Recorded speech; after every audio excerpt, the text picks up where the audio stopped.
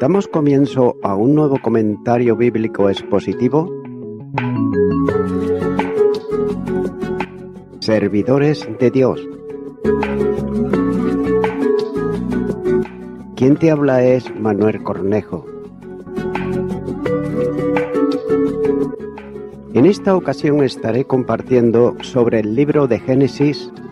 Comenzando con el capítulo 41 de Génesis, notamos en primer lugar que esto incluye la doctrina de la providencia de Dios, ya que este capítulo resalta de manera maravillosa el poder providencial de Jehová Dios en la vida de su siervo José.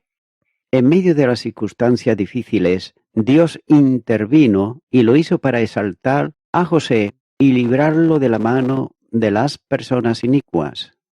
Note que el Dios Todopoderoso ordenó de manera providencial todos los acontecimientos en la vida de aquel joven hebreo, que estaba lejos de su familia y de su cultura, y además en medio de difíciles circunstancias.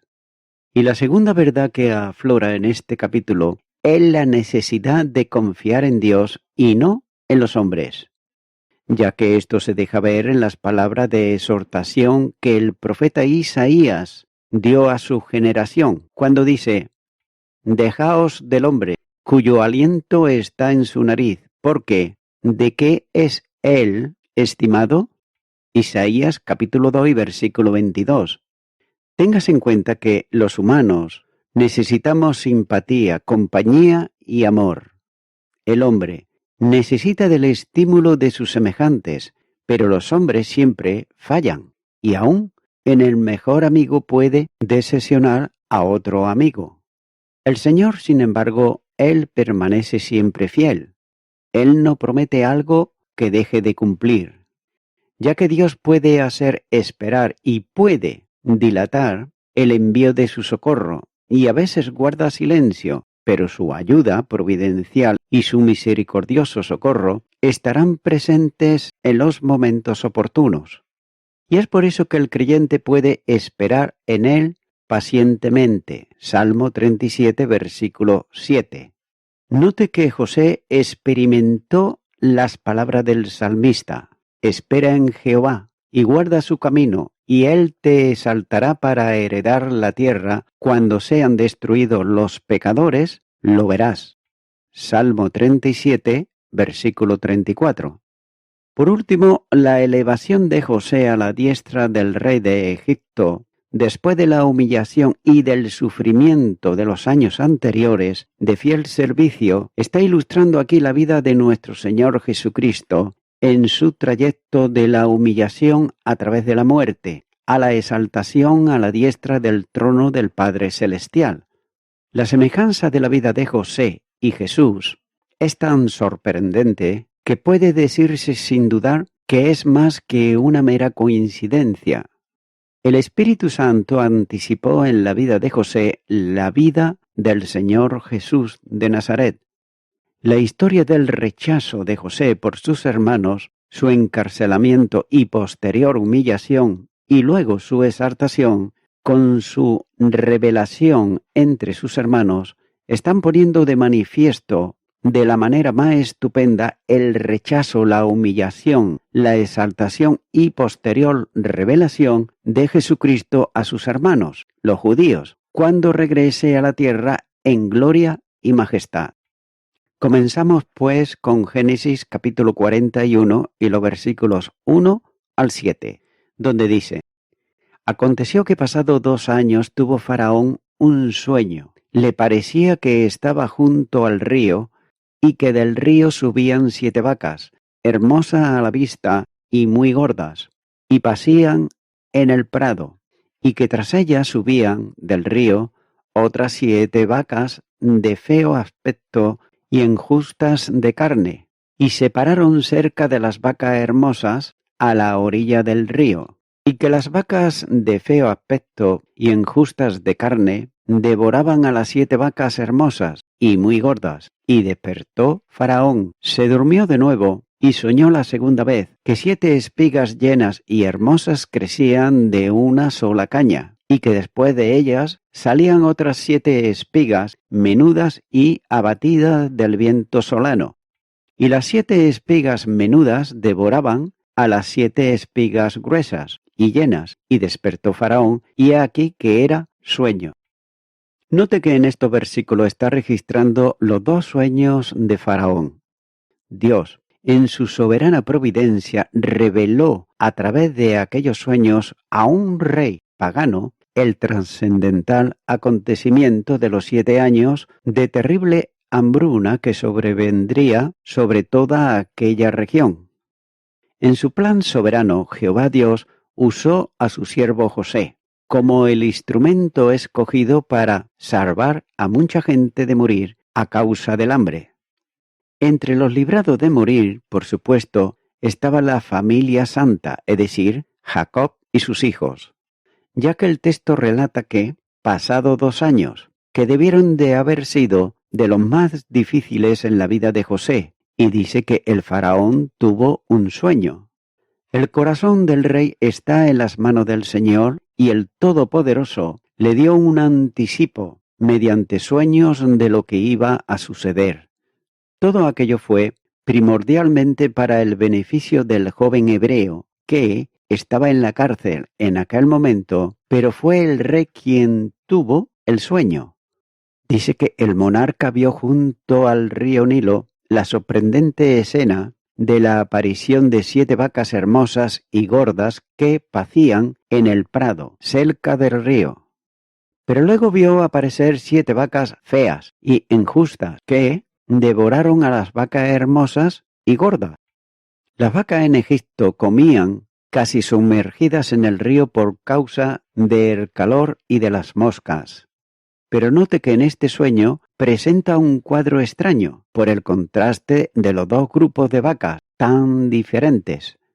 El uso del sueño en la instrucción de los incrédulos es interesante.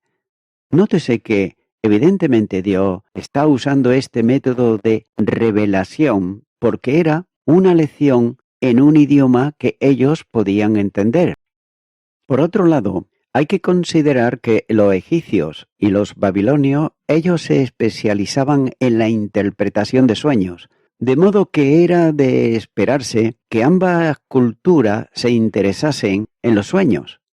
El segundo sueño del rey es también particularmente egipcio, porque ellos estaban familiarizados con los objetos implicados. Y el sueño relata concerniente a espigas, y, como se sabe, Egipto era el granero del mundo antiguo. En el sueño, 7 espigas menudas devoran a las 7 espigas gruesas que aparecieron primero en el sueño. Y tal como sucedió en el primer sueño, este dejó perplejo al rey debido a su singularidad. Nótese que ambos sueños, sin duda, asombraron y también afectaron las emociones del faraón. Continúa ahora con el versículo 8, donde dice: Sucedió que por la mañana estaba agitado su espíritu, y envió e hizo llamar a todos los magos de Egipto y a todos los sabios, y le contó Faraón sus sueños, mas no había quien lo pudiese interpretar a Faraón. El espíritu del rey se turbó de tal manera que él convocó a los magos y a todos los sabios de Egipto, esperando así de esta manera que ellos serían capaces de interpretar el significado de los sueños. Téngase en cuenta que el término magos probablemente sea una referencia a una clase sacerdotal que se dedicaba a la adivinación. Por otro lado, los sabios eran personas con habilidades superiores en ciertos asuntos. Debe de recordarse que la cultura egipcia era considerada superior en muchos aspectos a la de otras naciones de la antigüedad. Es por eso que los magos y los sabios eran, por lo tanto, hombres versados en jeroglíficos, astrología y en otras ciencias de aquel entonces. No obstante, ellos fueron incapaces de desentrañar el significado de los sueños, ya que posiblemente los magos y los sabios hicieron sugerencias que no satisfacieron en absoluto al faraón. Por otro lado, algunos creen que el significado de los sueños era tan obvio que concluyeron que Dios debió de haber cegado el entendimiento de los magos para que ellos no fuesen capaces de ver lo que al parecer era bien claro. Ya que en el versículo 8 deja bien claro que el faraón estaba sumamente preocupado, como lo expresa la frase, estaba agitado su espíritu. En el caso de Faraón, debe de recordarse que se consideraba él un dios y por lo tanto el que producía las cosechas de Egipto. Y quizá por eso los magos y también los sabios no quisieron decirle el significado de sus sueños. Continúo ahora con los versículos 9 al 13, donde dice: Entonces el jefe de los coperos habló a Faraón, diciendo: Me acuerdo hoy de mis faltas. Cuando Faraón se enojó contra sus siervos, nos echó a la prisión de la casa del capitán de la guardia, a mí y al jefe de los panaderos. Y él y yo tuvimos un sueño en la misma noche, y cada sueño tenía su propio significado. Estaba allí con nosotros un joven hebreo, siervo del capitán de la guardia, y se lo contamos, y él nos interpretó nuestros sueños, y declaró a cada uno conforme a su sueño. Y aconteció que como él no lo interpretó, así fue. Yo fui establecido en mi puesto, y el otro fue colgado.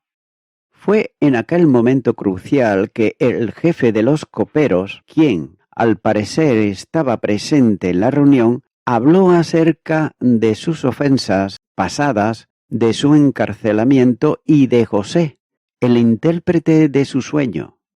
Le dijo al rey cómo la interpretación hecha por José se había cumplido tal y como el joven hebreo, él había dicho que así iba a suceder.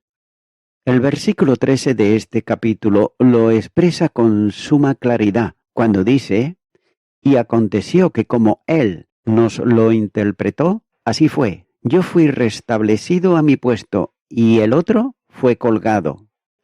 Las palabras del jefe de los coperos fueron bien elocuentes y reivindicativas de José.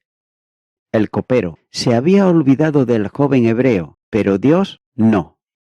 Continuará con el versículo 14, donde dice: Entonces Faraón envió y llamó a José, y lo sacaron apresuradamente de la cárcel, y se afeitó, y mudó sus vestidos, y vino a Faraón. En los versículos 14 al 16 está narrando cómo José es sacado de la cárcel y también llevado delante de Faraón. Puesto que la necesidad del rey era una necesidad urgente, José fue sacado apresuradamente de la prisión. La premura con la que José fue sacado de la cárcel es una clara manifestación del cambio de fortuna que ahora beneficia al joven hebreo. Evidentemente, José ha observado la costumbre oriental de dejarse crecer el cabello cuando se experimenta alguna tribulación. También podría pensarse que al estar en la cárcel no le sería fácil cortarse el cabello y además afeitarse con regularidad. De modo que ahora José debe de afeitarse al salir de la cárcel. Además, puesto que comparecería delante del rey, era necesario también que José cambiase su vestido, lo cual hizo de inmediato. De manera clara y sencilla, el rey explica el problema al joven hebreo y le dice que ha oído que José podía interpretar sus sueños. El faraón habla como si hubiese oído que José era un intérprete infalible de sueños. Continúa ahora con el versículo 15, donde dice: Y dijo Faraón a José: Yo he tenido un sueño y no hay quien lo interprete, mas he oído decir de ti que oyes sueños para interpretarlos. Note que la declaración de Faraón es parcialmente correcta, pues lo que ha oído de José es cierto. El joven hebreo, sin embargo, hace saber al rey ¿dónde radica el verdadero poder? Continúa ahora con el versículo 16, donde dice: respondió José a Faraón diciendo: no está en mí, Dios será el que dé respuesta propicia a Faraón. José respondió a Faraón como un verdadero siervo de Dios, y lo hizo del mismo modo como también Daniel en presencia de Nabucodonosor, ya que Daniel respondió delante del rey diciendo: el misterio que el rey demanda, ni sabios, ni astrólogos, ni magos, ni adivinos lo pueden revelar al rey. Pero hay un Dios en los cielos, el cual revela los misterios, y él ha hecho saber al rey Nabucodonosor lo que ha de acontecer en los postreros días. Daniel capítulo 2 y los versículos 27 al 28. Así pues, tanto José como Daniel rehúsan ser ellos el centro de atención y destacan que Dios es el único capacitado para revelar misterios. José, con respeto y también humildad, respondió al rey: no está en mí. La respuesta que el rey pretendía no se originaba en José, sino en Jehová, el Dios de José. Y tal como había dicho a los oficiales del rey en la prisión, ¿no son de Dios las interpretaciones? Note que ahora José dice al monarca egipcio que la solución no está en mí, sino en Dios. En su respuesta José señala que no es él quien da origen a la interpretación, sino que es Dios el responsable de declarar el significado de aquellos sueños. José como profeta es un simple instrumento en manos de Dios, y el Señor solo usa a José como su vocero. Es inevitable no sentirse sorprendido por la honestidad y por la transparencia de aquel joven hebreo. José, él rehusó aprovecharse de la situación cuando pudo haber significado su liberación de la cárcel, ya que podría decirse que José rehusó negociar su liberación. Pero la protección de Dios y su honor eran más importantes para él que cualquier ganancia personal que pudiera resultar de aquella situación. José tenía un mayor interés en guardar el honor de Dios que en cualquier beneficio personal.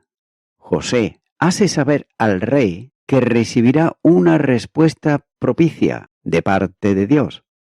Como profeta genuino, el joven hebreo es un fiel representante de Jehová delante del rey egipcio. Y una vez más, es importante evitar reconocer la entrega personal de José en las manos del soberano Dios de toda gracia. Y voy concluyendo con esto. La orden de Faraón lo liberó a José, tanto de su encarcelamiento como de su servidumbre, y lo convirtió además en candidato para algunos de los más altos cargos en la corte. El rey note que apenas puede permitirle tiempo, pero la decencia lo requería para afeitarse y cambiarse de ropa, como señala el versículo 14. Se hace con toda la rapidez posible y se trata a José tal vez casi tan sorprendido como también el apóstol Pedro. En Hechos de los Apóstoles, capítulo 12, versículo 9, donde dice: y saliendo le seguía, pero no sabía que era verdad lo que haría el ángel, sino que pensaba que veía una visión.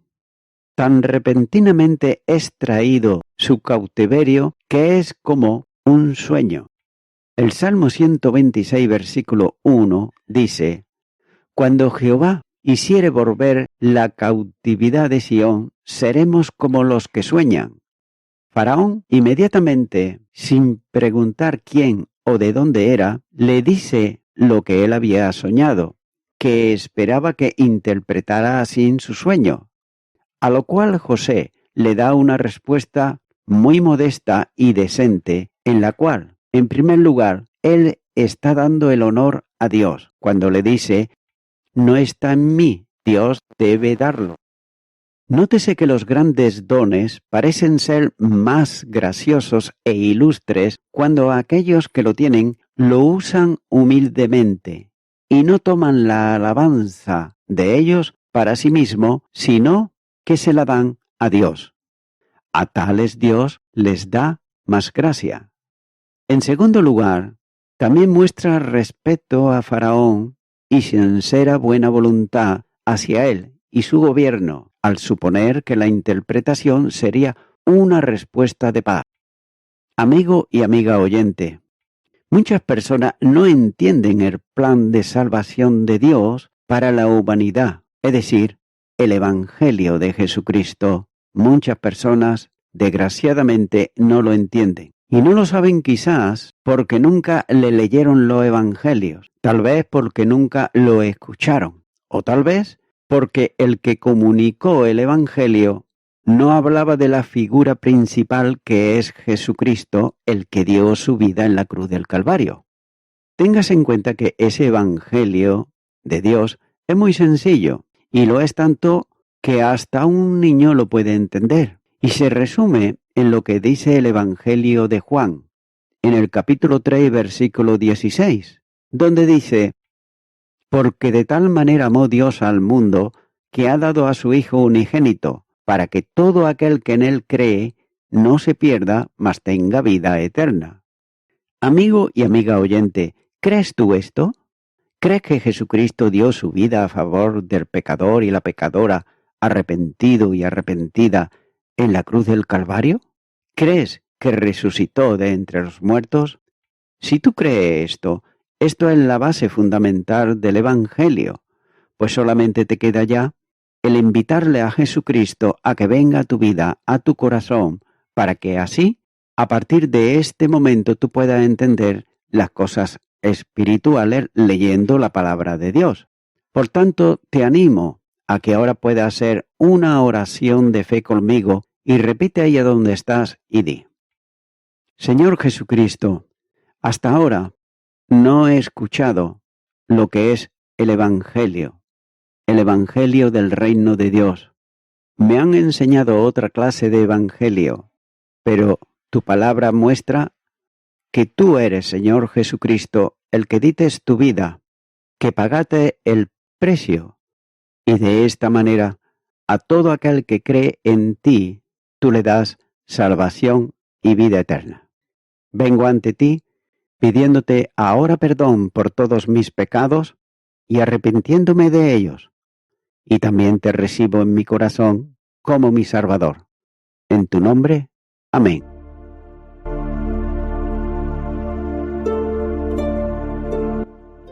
Amigo y amiga oyente, si tú has hecho esta oración de corazón, te recomiendo que comiences a orar a Dios, en primer lugar, en el nombre del Señor Jesucristo.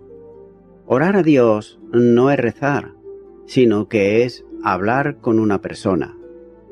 También te recomiendo que leas la palabra de Dios y lo hagas a diario. Comienza, por ejemplo, con el Nuevo Testamento. Y también, por último, te recomiendo que para que puedas crecer espiritualmente, te congregues en una iglesia cristiano-evangélica, donde se predique, se enseñe y se practique la sana doctrina y la palabra de Dios. Congrégate ahí y con el tiempo podrás crecer espiritualmente y también servir al Señor Jesucristo. Que Dios te bendiga.